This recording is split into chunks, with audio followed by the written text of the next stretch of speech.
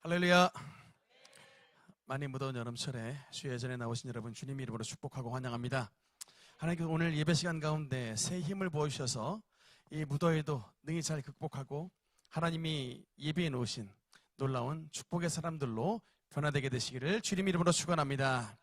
앞뒤 좌우로 우리 먼저 인사하는 시간 갖겠습니다. 주의 사랑으로 사랑합니다. 하나님의 거룩한 제물이 됩시다. 아멘. 오늘은 이제 5대 제사에 대해서 우리가 지금 말씀을 나누고 있는데 지난 시간에 배웠던 내용을 잠깐 복습을 하겠습니다. 일단 5대 제사이기 때문에 5대 제사는 5가지 제사죠. 일단 5대 제사를 할 때는 5가지의 제사의 이름은 이제 외우셔야 됩니다. 우리가 지난번 성막론 할 때 하나님의 장막에 있는 7가지 기구에 대해서 열심히 우리가 말씀을 암송했듯이 이제 5대 제사를 할 때는 5가지의 제사 방법의 제사에 대해서 여러분께 기억하셔야 되겠습니다. 첫 번째 뭐죠? 지난 시간에 했던 번제입니다. 번제. 따라합시다. 번제. 번제. 두 번째 오는 겁니다. 따라합시다. 소제. 소제. 세 번째가 뭐죠? 화목제. 따라합시다. 화목제. 화목제. 네 번째는 뭡니까? 속죄제. 따라합시다. 속죄제. 속죄제. 마지막 5번째는 속건제. 따라합시다. 속건제. 속건제. 그래서 이 5가지, 이 5대 제사는 여러분께서 특별히 기억을 해두시면 좋습니다. 이렇게 이 5가지 제사의 명칭을 알아야 여러분께서 특별히 레위기를 읽을 때 이게 이제 그 말씀이 머릿속에 들어오게 되지, 이 명칭서부터 외우질 않으면 항상 성경은 검은 거는 글자고 흰 건 종이가 됩니다. 암기를 하셔야 돼요. 여러분, 그래서 제가 여러 번 강조하는데 우리의 뇌도요, 여러분, 근육이에요. 그래서 우리 근육을 안 쓰고 가만히 있으면 점점 퇴화를 해요. 점점 작아지게 됩니다. 열심히 여러분 운동도 하고 달리기도 하고 걷기 운동을 하면 우리 근육도 이렇게 나이가 지나도 튼튼해집니다. 뇌 근육도 마찬가지입니다. 여러분 열심히 암송하시면요, 여러분 치매 걱정 없다. 아멘. 열심히 그러니까 암송을 하셔야 되겠습니다. 암기를 해주시길 부탁드리고요. 지난 시간에 나눴던 이 이제 번제에 대해서 간단하게 복습을 하겠습니다. 번제는 특별히 이 번제는 번제의 제물은 크게 3가지로 나눠졌습니다. 첫 번째 뭐였죠? 소를 드릴 수 있었고, 두 번째는 양과 염소였고, 세 번째는 아주 모범생이십니다. 이게 말이 탁탁 나와요. 그래서 하나님께서 이렇게 번제를 3가지를 구별하신 이유는 뭐라고 했죠? 하나님을 믿는 성도들 가운데에 경제적인 형편을 고려하여 빈부 차이를 두셔서 하나님께서는 부자 성도들에게는 소를 요구하시고, 또 중산층 정도에는 양이나 염소를, 그 다음에 서목사처럼 좀 별로 없는 분에게 비둘기를 이래서 그래서 근데 돈 없어서 예배를 못 드리는 일이 없도록 경제적 형편을 하나님께서 다 이렇게 고려하셔서 있는 사람에게는 소를, 없는 사람에게 비둘기를 다 이렇게 제물을 가지고 드릴 때 하나님께서는 탓하지 않으셨다. 비둘기를 드리는 사람과 소를 드리는 사람을 하나님께서 탓하지 않고 똑같은 은혜를 주셨다는 것이죠. 다만 구별은 뭐였습니까? 차이. 다만 핵심은 뭐였죠? 핵심은 뭐가 없어야 된다. 흠 없어야 된다. 흠 없는 제물, 흠 없는 제물을 드려야 된다. 비둘기를 드릴지라도 주님 앞에 흠이 없어야 됐고, 소를 드릴지라도 똑같이 흠이 없는, 하나님께서 이거는 보신다는 거예요. 그러니까 예배 시간에 교회에 나올 때 예를 들어 어떤 좋은 옷을 입고 나오든 간에 주님께서 상관없다. 아주 명품 옷을 입고 나오든 아니면 이렇게 값이 비싸지 않은 옷을 입고 나오든 간에 하나님께서 그거는 그거는 차이를 두시지 않지만, 그러나 흠이 없어야 된다는 것이죠. 하나님 앞에서 흠 없는 제물을 주님 앞에 들고 나와야 됐다는 것이고, 특히 이 주님 앞에 예배를 드릴 때에 번제에 있어서는 또 이게 안수가 있었습니다. 안수를 해서 드렸는데 이것은 어떤 의미였죠? 그 제물에게, 소나 양이나 비둘기에게 나의 죄를 전가해서 그 죄 흠 있는 저와 여러분을 위해 흠 없는 소나 양, 염소, 비둘기가 대신 죽는 것이죠. 그래서 여러분, 이 번제의 궁극적인 상징은 뭐다? 번제의 궁극적인 상징은 십자가에 달리신 예수님의 십자가를 상징하는 거예요. 번제는 예수님의 십자가를 상징한다. 그래서 이 번제는 다른 제사와는 달리 번제는요, 전부를 드려요. 전부 다 태웁니다. 번제는. 그러니까 소나 양이나 비둘기 일부를 남기지 않고 전부를 다 태워가지고 주님 앞에 드리는, 완전히 다 제가 될 때까지 주님 앞에 드리는 제사였습니다. 그래서 이거는 저와 여러분을 위해서 완벽한, 완전한 제물이 되신 예수 그리스도를 상징하는 것이고, 특히 그래서 이 번제는 또 각을 떴죠. 다 잘랐다는 것이, 토막을 다 쳐가지고. 그러니까 이게 안 태워진 부위가 없는 거예요. 여러분, 이게 조각조각을 다 내야지 잘 태워집니다. 통째로 있으면 잘 안 태워져요.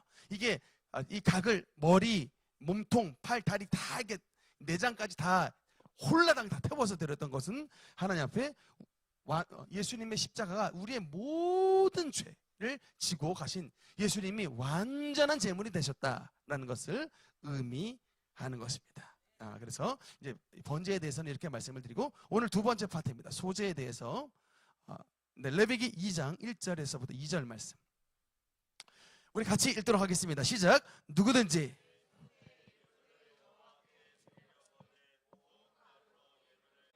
냄새니라. 아멘. 오늘은 이제 두 번째 5대 제사의 두 번째 소제입니다. 여러분, 이 소제라고 했을 때 이 소자가 무슨 한자로 무슨 소자인지 아십니까? 소제라고 생각했을 때 우리 생각하면 작을 소자를 생각하기 쉬운데, 작을 소자가 아니고 힐 소자예요. 희다. 흰 제사입니다. 흰 제사. 여러분, 그래서 영어로 말하면 grain offering이라고 합니다. 곡식 제사라고 그러시죠? 그래서 이 소제의 특징은 뭐냐면, 가장 큰 특징은 피 흘림 없는 제사예요. 나머지 여러분, 번제, 화목제, 속죄제, 속건제, 이 모두는 다 피가 있는, 피 흘림의 제사입니다. 근데 이거는 피 없는 제사예요. 그러니까 피가 없다라고 하는 것은 결국은 이제 곡식, 식물로 드리는 제사인데, 그래서 이 히브리 원어로 뭐라 그러냐면, 따라합시다. 민하. 예. 이게 미나에서 온 단어예요. 그래서 지난번에 번제는 올라라고 했죠. 이거 올려드린다, 올라인데 이 소제는 민하예요. 근데 이게 어떤 의미가 있냐면, 그 신분이 낮은 사람이 높으신 분에게 이게 드리는, 높으신 분을 만날 때 드리는 선물, 이런 의미예요. 이게 예물, 선물, 그게 바로 예물 또는 선물의 의미입니다. 그래서 소제의 기본적인, 왜 소제를 드리겠냐면, 번제는 아까 뭘 뜻했어요? 번제는 예수님의 십자가죠. 그러니까 예수님의 십자가의 은혜를 받은 사람이, 소제는 뭐냐면 앞으로 하나님 안에서 어떻게 살아갈 것인가, 삶을 주님 앞에, 삶을 감사로 드리는 삶의 자세가 바로 소제예요. 다시 한번, 번제는 예수 그리스도의 십자가, 즉 구원을 상징합니다. 근데 구원의 은혜를 받은 저와 여러분이, 구원받은 여러분이, 저와 여러분이 어떻게 살아갈 것인가를 이 소제를 통해서 하나님 앞에 감사의 삶을 드리는, 예배 이후의 삶을 이 소제를 통해서 나타내는 거예요. 그래서 이제 이 소제는 낮은 자가 높은 자에게 드리는 이제 선물, 예물의 의미가 담겨져 있습니다. 그리고 이 소제 안에서도 이 예수님의 모습을 발견할 수가 있는데, 예수님의 특히 이 인성을, 예수님의 인성을 강조합니다. 이 소제는. 그래서 완벽한 가루가 되신, 그러니까 주님의 공생의 기간 동안에 예수님께서 한치의 흠도 없으신 온전한 흰 가루가 되신 온전한 인성의 순결한 하나님의 아들로 살아가신 이 모습이 이제 소제를 통해서도 드러날 수 있습니다. 그다음 이 소재는 어느 때 드리는 제사냐, 네 가지가 나옵니다. 소재는 어느 때 드리냐. 첫째, 소재는 어느 때 드리냐. 제사장 위임식 때, 즉 아론과 대제사장들이 위임식을 할 때 소재를 드립니다. 두 번째, 어느 때 또 소재를 드리냐면 성막이나 성전을 봉헌할 때입니다. 우리 입당식 할 때 있죠. 입당 예배를 드리는 그런 입당식 봉헌할 때 주님 앞에 소재를 드립니다. 그 다음에 세 번째, 어느 때 또 소재를 드리냐면, 여러분 그 구약 시대에 머리를 안 자르고 포도주를 마시지 않고 여러분 또 시체를 대지 않는 이런 특별한 직위의 사람들이 있습니다. 그 사람은 뭐라 그래요? 나실이. 그렇죠. 이 나실인 하나님 앞에 서약할 때, 나실인 서약을 할 때 소재를 드리게 되어 있습니다. 나실인 언약을 맺을 때. 그 다음 네 번째는 또 어느 때 소재를 드리냐면, 여러분 그 구약 시대의 나아만 장군, 그렇죠. 나병 환자가, 문둥병 나병 환자가 나음을 얻었을 때도 여러분 이 소재를 드리게 돼 있어요. 네 가지입니다. 제사장 위임식 때, 성막 성전 봉헌할 때, 나실인 서약할 때, 나병 환자가 나음을 얻었을 때, 주님 앞에 이 시기에 소재만 드리는 건 아니지만 이 시기 때 소재를 드려라 라고 성경에 나와 있습니다. 그래서 이 시기 때 하나님 앞에 소재를 드리는 제사를 드리게 되어 있고요. 특히 아까 번제 때도 그 재료를 쓰지만 소재 여기 가운데에 쓰겠습니다. 소재는 좀 재료가 중요해요.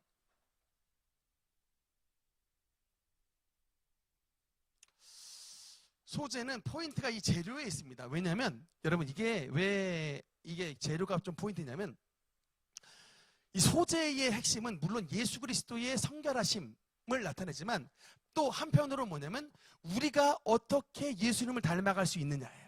즉 번제로서 구원의 은혜를 받은 저와 여러분이 어떻게 우리의 온전하신 예수 그리스도를 닮아가는 삶을 살아갈 수가 있느냐. 즉 구원의 은혜를 받은 다음에 저와 여러분이 어떻게 하나님 앞에서 온전한 삶을 살아갈 수가 있느냐의 문제예요. 여러분 오늘날 한국 교회의 문제는 뭐냐면 구원의 은혜에 대해서 너무나 목말라요. 막 예수 피 찾고, 정말 우리가 구원받은 사람인 것을, 여러분 온 대한민국 안에 얼마나 교회가 많습니까? 근데 문제가 뭐냐면 예수님을 믿은 다음 우리에게 변화가 있느냐예요. 예수님을 믿고 난 다음, 즉 구원을 받기는 받았는데 구원받기 전과 구원받은 다음에 변화가 없다. 여러분 이게 무슨 의미가 있습니까? 여러분께 한번 질문할게요. 성형외과를 갔습니다. 쌍꺼풀 수술하러 갔어요.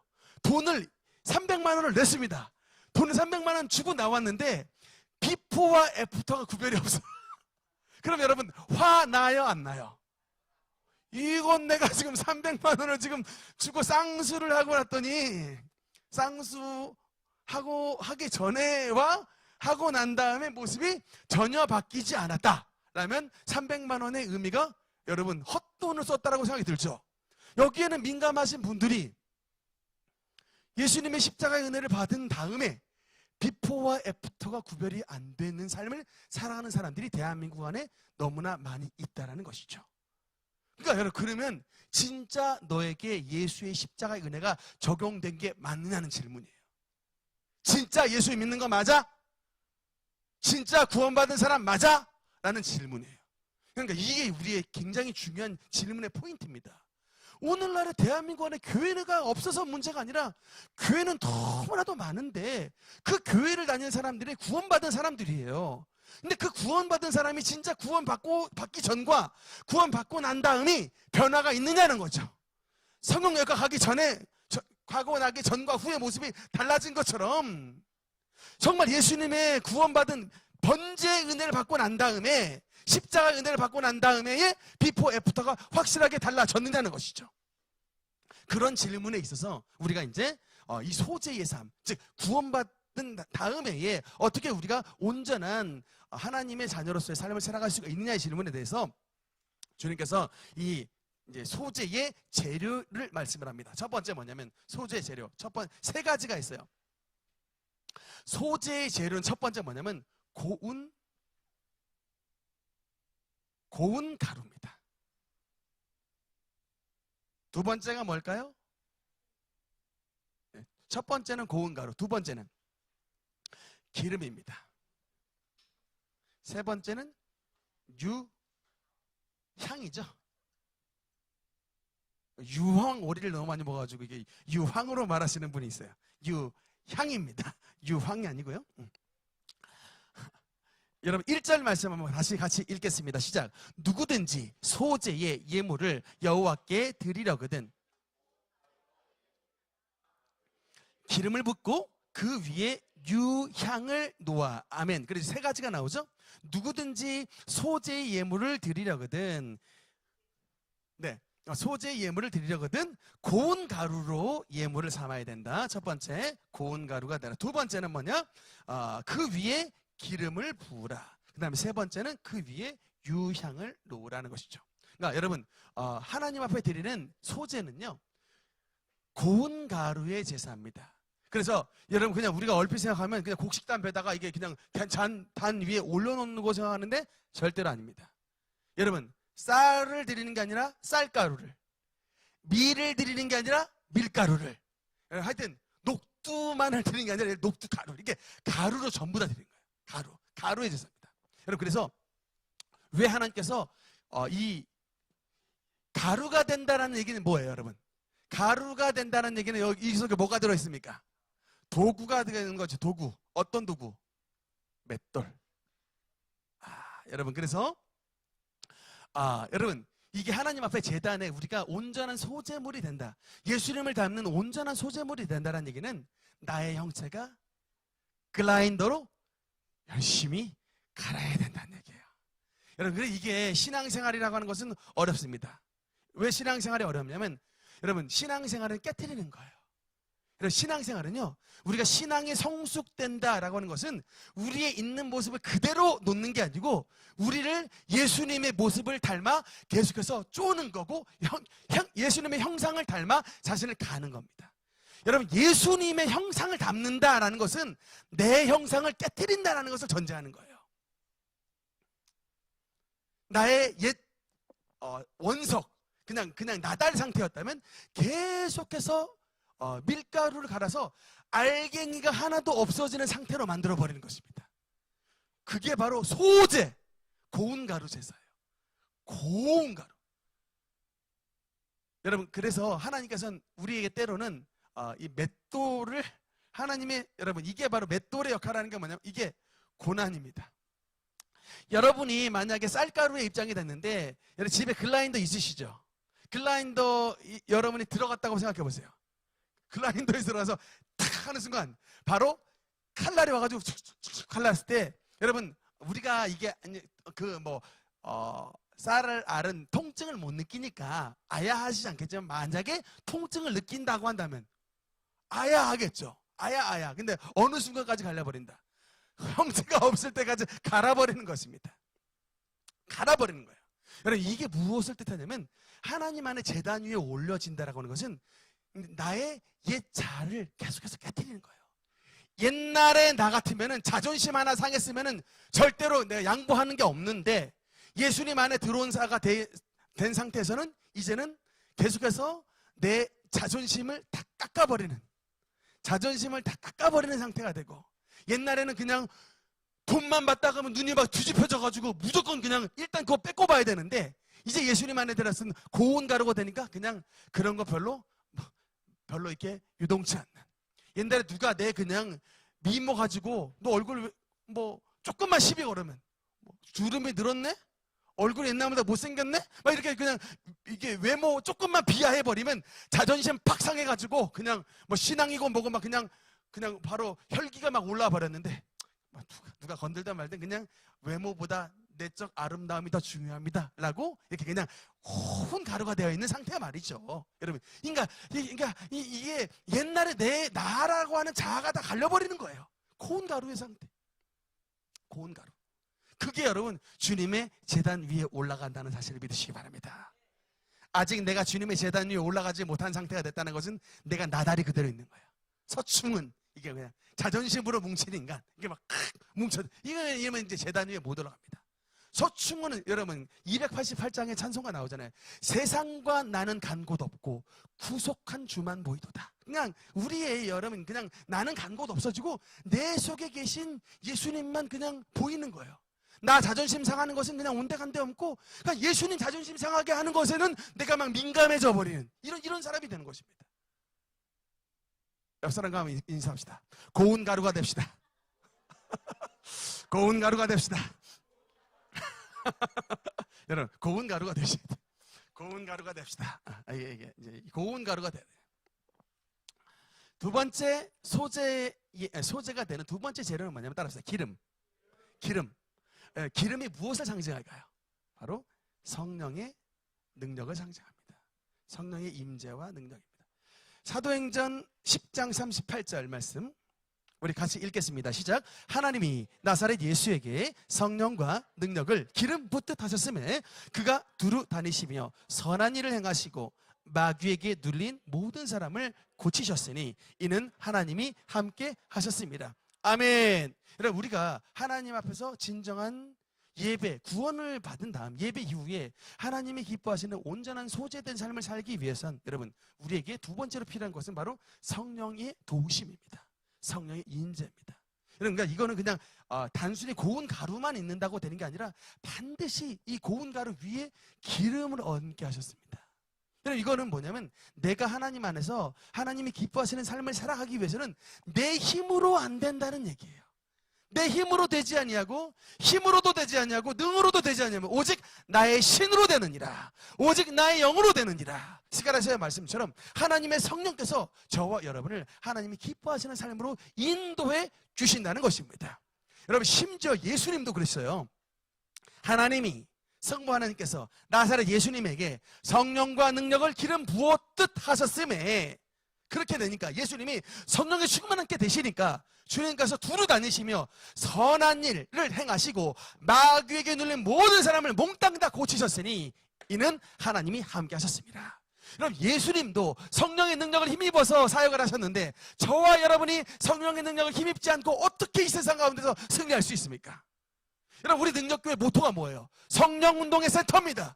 여러분 다른 게 아니에요. 우리가 능력교회가 지금 이제 17년 차인데 개척교회로 시작했던 능력교회가 어떻게 오늘날 이렇게 하나님의 위대한 사역을 나타내는 개척교회 여러분 이정표 역할을 감당하게 됐느냐? 다른 게 아닙니다. 성령의 역사를 우리가 끝까지 추구하고 우리가 아니라 하나님의 성령께서 역사하시는 교회가 되기 위해 열심으로 우리가 달려온 결과 하나님의 성령께서 우리에게 기적의 은혜를 베풀어 주심으로 말미암아 이 기적의 징검다리를 건너갔던 것이에요. 여러분의 삶도 마찬가지입니다. 여러분 제가 IQ 몇인가 이거 궁금하지 않아요. 여러분 무슨 좋은 대학 나왔느냐? 여러분 궁금하지 않습니다. 왜 그런 줄 아십니까? 여러분 머리 좋아도요. 여러분 좋은 대학 나와도요. 다 거기에요. 진짜입니다. 여러분 좋은 대학 나왔을 때는 옛날에는 세상을 다 얻는 것 같으시겠죠. 여러분 좋은 머리 가지고 IQ 수치 나왔을 때는 내가 정말 세상에 높은 자리를 선점한 줄 아셨겠죠. 여러분 근데 살아보세요. 진짜 좋은 대학이 많은 물질이 여러분 높은 IQ가 나의 예쁜 외모가 우리 인생을 정말 바꿔놓든가 우리 인생을 정말 선점하게 했다는 거예요. 아닙니다. 절대로 그렇지 않아요. 근데 여러분 핵심은 그건 다 옵션이고 진짜 핵심은 그리스도인의 핵심은 얼마나 성령 하나님을 의지하느냐예요. 얼마나 성령을 충만하게 받고 성령 하나님의 기적을 누리는 삶을 살아가느냐가 우리 인생의 핵심인 것을 믿으시기 바랍니다. 예수님도 성령님 의지해서 기적을 일으키셨어요. 우리 목회자들이 성령 하나님의 도우심을 받지 않고 목회한다? 이건 여러분 진짜 이건 안 되는 일이에요. 정말 되지 않는 일입니다. 그래서 여러분 정말 이 소재에 기름을 부었다라는 것은 우리의 인생 가운데 하나님이 기뻐하시는 삶을 살아가기 위해서는 반드시 성령 하나님의 도우심을 받고 살아야 된다는 사실을 믿으시기 바랍니다. 특히 세 번째로 보면 아까 레위기 2장 1절 후반부에 보면 거의 세 번째는 유향입니다. 여러분 유향이 상징하는 바가 뭘까요? 따라합시다. 기도. 다음 말씀에 보면요. 출애굽기 3장 34절 같이 읽겠습니다. 시작. 여호와께서 모세에게 이르시되 풍자향의 향품을 가져다가 그 향품을 유향에 섞되 각기 같은 분량으로 하고. 아멘. 여러분, 이거 제가 지난번에 성막의 7가지 기구 했을 때 이 말씀 읽었습니다. 혹시 7가지 기구 가운데서 어떤 기구인지 기억나시는 분 계십니까? 소합, 나감, 풍자, 그 다음에 유향, 맨 마지막에 소금 넣었던 5가지의 이 향품 재료. 분향단. 정답입니다. 분향단. 분향단이 상징하는 바가 뭐였어요? 하나님 앞에 향을 올려드림으로 주님 앞에 기도를 상징했습니다. 그 분향단에서 가장 중요했던 여러분 그 향품 재료는 바로 유향입니다. 그래서 여러분 성경은 언제든지 이 향을 성경은 이 기도. 그래서 여러분 그래서 우리가 주님 앞에 기도를 드릴 때 여러분은 비록 힘들 수 있습니다. 금식기도, 작정기도, 철야기도, 새벽기도, 또 금요일날 금요기도회. 여러분 기도에 나오시기 힘들죠. 근데 여러분 꼭 하셔야 될 이유가 있습니다. 기도가 뭔지 아십니까? 향기이기 때문에 그래요. 그러니까 여러분 우리가 주님 앞에 열심히 기도하면요, 우리의 몸은 힘든데 그 기도가 주님 앞에 향기 되어 올라가는 것입니다. 하나님이 맡으시고 축복해 주시는 거예요. 블레싱. 그러니까 우리가 주님 앞에 축복 받으려면 주님 앞에 향기를 올려드려야 되는 거예요. 여러분 옆에 자꾸 냄새 나는 사람 오면 기분 나쁘죠? 그렇죠? 이게 스트레스 받습니다. 근데 반대로 하지만 좋은 향수가 나면 그냥 기뻐요. 기분이 좋아져요. 우리가 주님 앞에 기도를 올려드리는 게 주님의 향기가 된다는 얘기예요. 여러분 여기 레위기에도 계속해서 그 말씀을 합니다. 여호와 앞에 향기로운 냄새니라. 그러니까 여러분 우리가 주님 앞에 이런 유향의 기도를 드리는 삶을 살아가면 하나님 앞에 우리의 삶이 향기가 나게 되는 것입니다. 하나님 앞에 향기가 돼요. 이 기도의 땀방울을 흘릴 때 하나님 앞에 향기가 돼요. 하나님께서 기분이 다 좋으신 하나님이 저와 여러분의 삶 가운데 축복 가득히 베풀어 주시는 것입니다. 너희 자식들 잘 될지어다. 너희 가게 잘 될지어다. 너희 학원 잘 될지어다. 너희 교회 잘 될지어다. 너희 가족 축복받을지어다. 주님께서 은혜를 베풀어 주시는 것입니다. 무엇을 통해서요? 우리의 유향의 기도를 통하여. 근데 문제는 뭐냐? 오늘날 너무나도 많은 성도들이 기도를 안 해요. 하루에 있는 기도는 딱 식사기도뿐입니다. 식사기도 그것도 10초. 하나님 아버지 잘 먹겠습니다. 예수님 이름으로 기도합니다. 10초도 안 가요. 이렇게 그냥 그 하루에 3번 하고 말아버리니 향기가 너무나 상달이 되지 못한다. 그래서 여러분 근데 이 유향을 주님 앞에 이 향기를 올려드리기 위해서는 조금 지속적인 기도가 필요합니다. 여러분 혹시 그거 아십니까? 예수님은 기도의 삶을 사셨어요. 여러분 예수님이 철야 기도를 하신 장면이 몇 번 나오는데 예수님의 철야 기도의 맨 첫 번째 등장했던 장면이 뭐냐면 예수님이 제자들을 부르셨을 때입니다. 예수님이 12제자를 부르셨을 때 예수님은 여러분 하나님의 아들이세요. 예수님이 가지신 능력으로 탁 너 베드로, 너 요한, 너 컴온 그냥 바로 부르실 수 있을 텐데 여러분 예수님이 단 한 번도 이렇게 하시지 않았다니까요. 예수님은요 여러분 주님의 공생의 기간 동안에 한 번도 하나님의 능력을 발휘하시질 않았어요. 예수님은 인자로 오셨어요.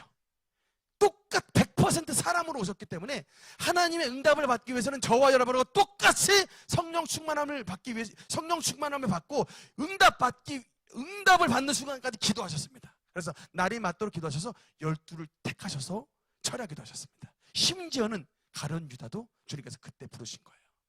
아셨어요. 저희가 나중에 3년 반 이후에 나를 배반할 자 이런 것을 주님께서 아셨지만 하나님의 뜻을 이루시기 위해 전부 12를 부르셨다니까요. 그렇게 부르셨던 예수님이 부르시기 바로 직전까지 하셨던 게 기도하셨습니다.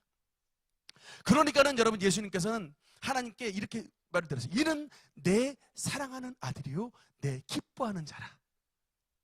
예수님께서 온전한 기도의 삶을 살았으니까 항상 하나님 아버지는 예수님을 말씀하실 때 이는 내 사랑하는 아들이요 내 기뻐하는 자라. 얼마나 예수님 돌아가시기 직전에 겟세마네 동산에서 또 철야기도 하셨죠. 그러니까 기도로 시작하셨다가 기도로 만문하신 인생입니다. 우리 능력교회 성도 여러분, 하나님의 축복을 누리시기 위해서는 여러분 반드시 기도하셔야 됩니다. 저는 여러분 여의도 순복음교회 지금도 기도하는데 그 여의도 순복음교회에 여러분 이 빙산, 우리는 뭐 축복받은 거 제일 성도 많은 것, 이거 빙산의 일각만 보지만 그 밑에 있는 이 엄청난 얼음 덩어리는 뭔지 아십니까? 기도예요. 엄청난 눈에 보이지 않는 이 밑에 깔려져 있는 게 기도의 이 저반이 엄청나게 깔려 있었던 거예요. 그러니까 그 일각에 나타나는 게 75만, 80만의 부흥이 나타난다는 겁니다. 여러분, 우리 능력교회도 정말 하나님 앞에 부흥의 은혜를 누리기 위해서는 기도해야 되는 거예요. 특별히 여러분, 직분자 여러분, 어느 곳에 있든지 기도에 힘써 주시기를 주님 이름으로 축원합니다. 소재 재료에 들어가는 재료인데 여러분 또 들어가지 말아야 되는 재료가 있습니다. 다음 말씀 볼까요? 금지 재료. 레위기 2장 11절 같이 읽겠습니다. 시작. 너희가 여호와께 드리는 모든 소재물에는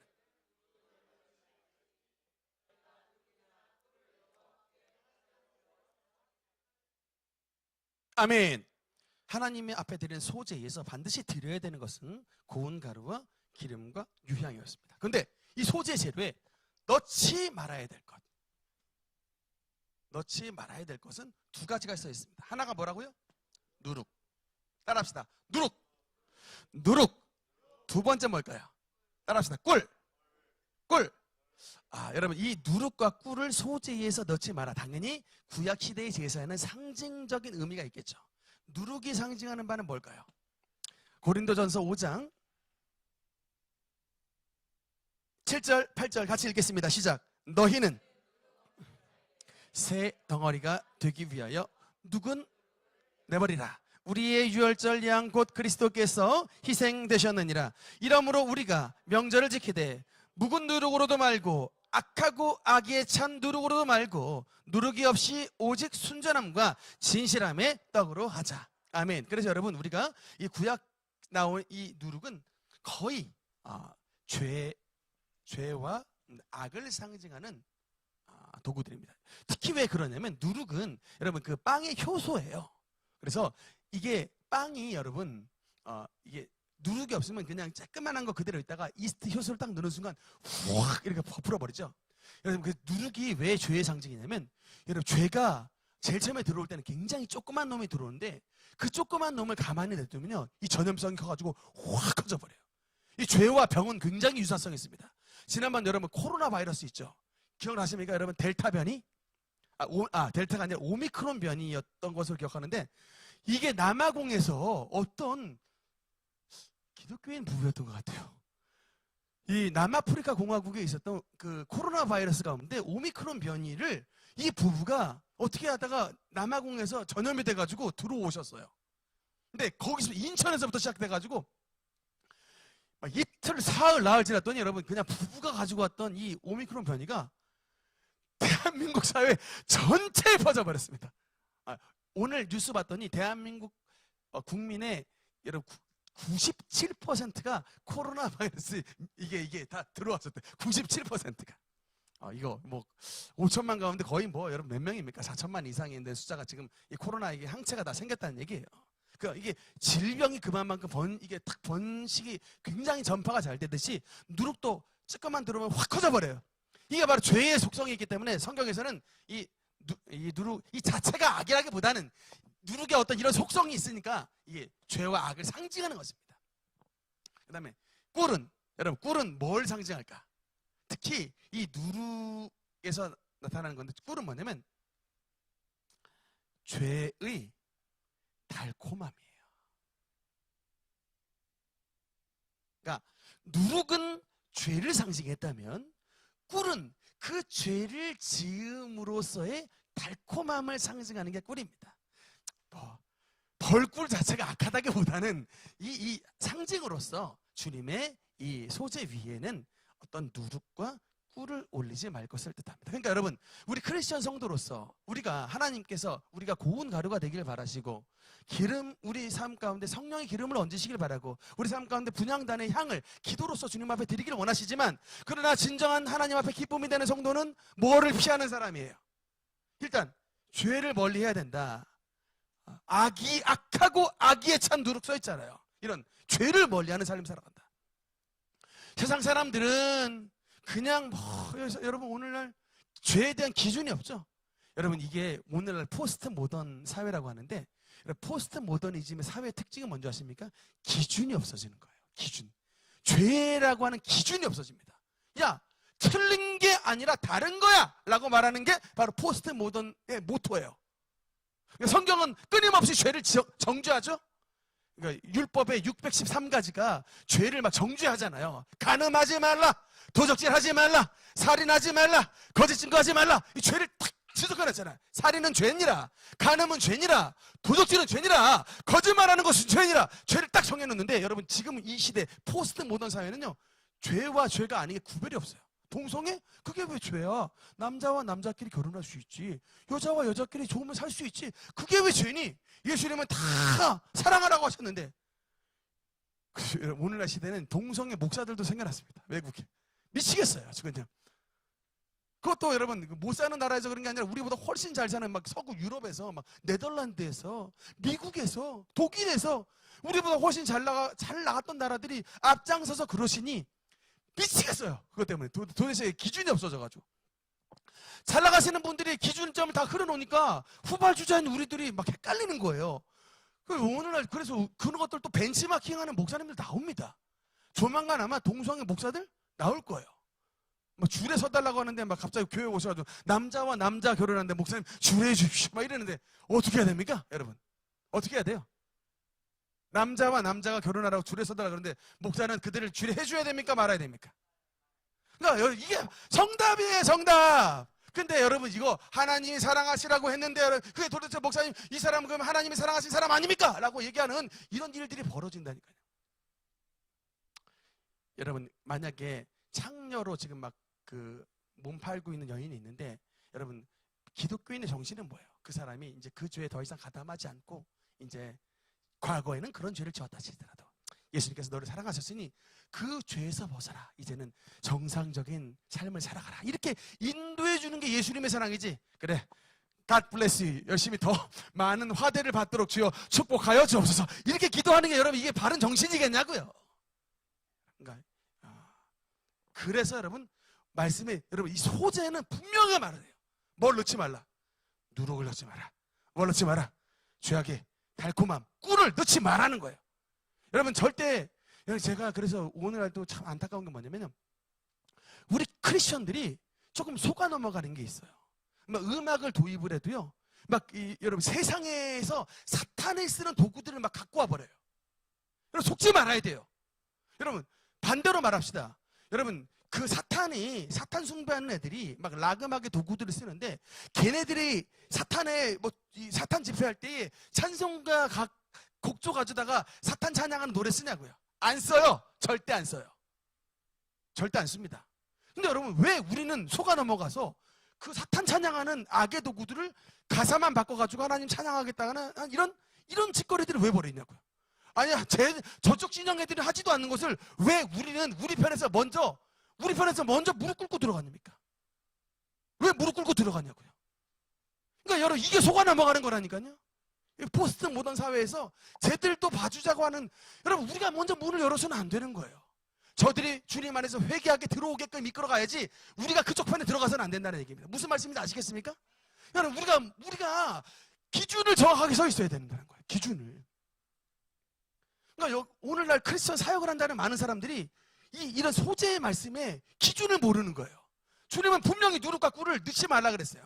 세상의 악과 세상의 달콤함은 넣지 말라 그랬습니다. 그러니까 여러분 그게 그래서 좁은 길이에요. 여러분 쉽습니다. 사실 문 넓히면요, 여러분 만약에 제가 하나님이 게이들 다, 레즈비언들 다 사랑하십니다라고 막 인터넷에 예를 들어 SNS 띄우잖아요.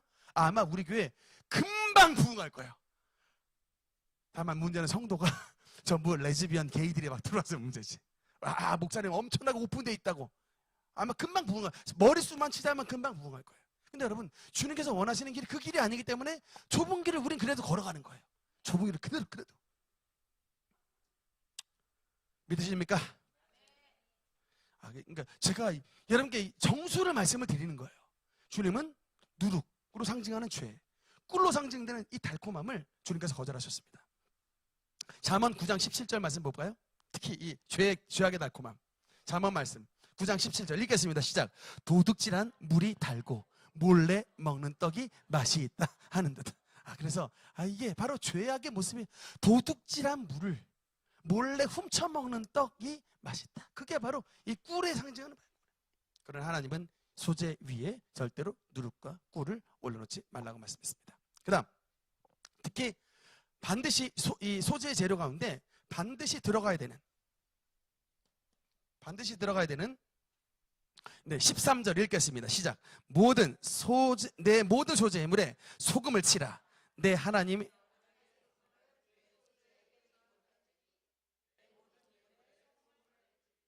아멘. 여러분, 모든 소재물에는 빠져서는 안 되는 게 바로 소금입니다. 따라합시다. 소금. 소금이 상징하는 바는 뭐길래 모든 소재에서 빠지지 못하게 했을까? 바로 불변성입니다. 부패를 방지하는 불변성입니다. 여러분, 혹시 그 소금, 좀 전까지 알았는데 까먹었어요. 그 구운 소금 있잖아요. 그 죽염. 예. 여러분, 죽염을 만들 때 불 속에 엄청나게 넣었다 뺐다 합니다.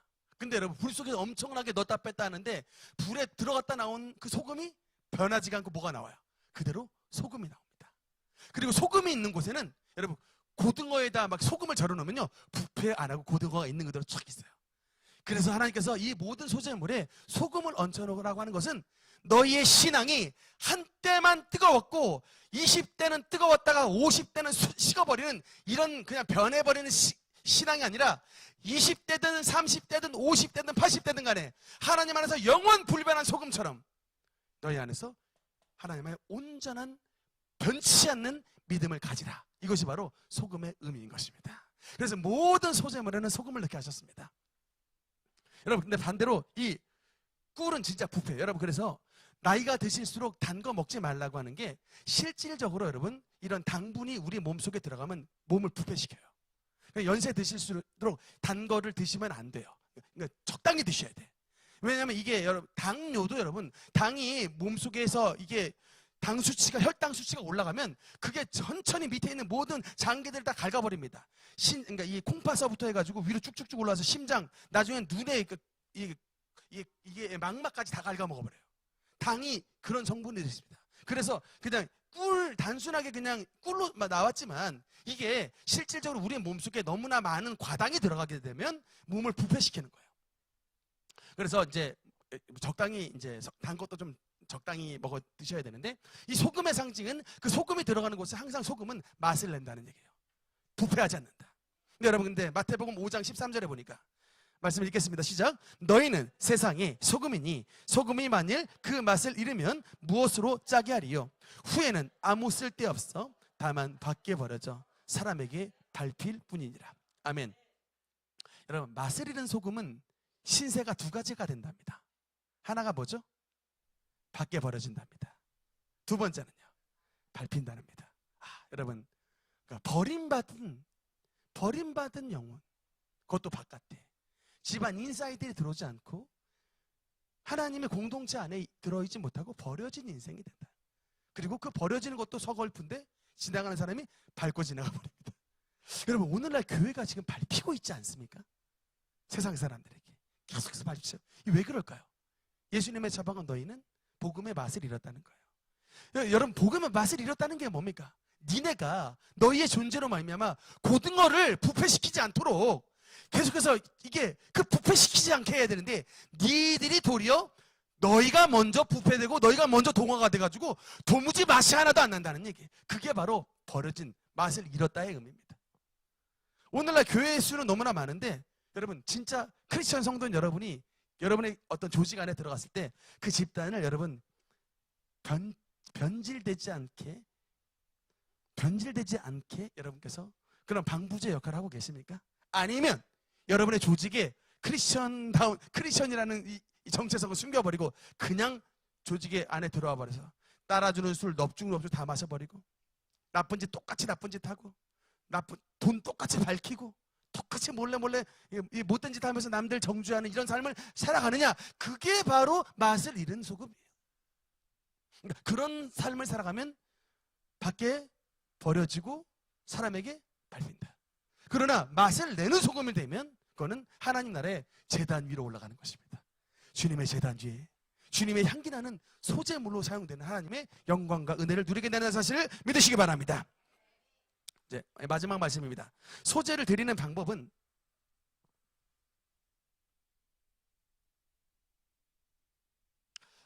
세 가지로 나와 있는데, 다음 말씀 보면요. 그 다음. 이게 레위기 2장 4절부터 5절까지인데, 그냥 이거는 말씀을 읽지 않고 세 가지로 소재 드리는 방법. 그냥 이거는 간단하게만 말씀드리겠습니다. 재미있는 거는요, 소재가 조리 있죠, 조리. 조리할 때와 조리를 하지 않을 때로 두 가지를 구별을 하셨어요. 그래서 하나님께서 조리를 할 때는 세 가지의 도구를 사용하여 조리를 하라고 했습니다. 첫 번째는 화덕, 두 번째는 철판, 옛날에 번철이라고 했는데 철판, 세 번째는 냄비.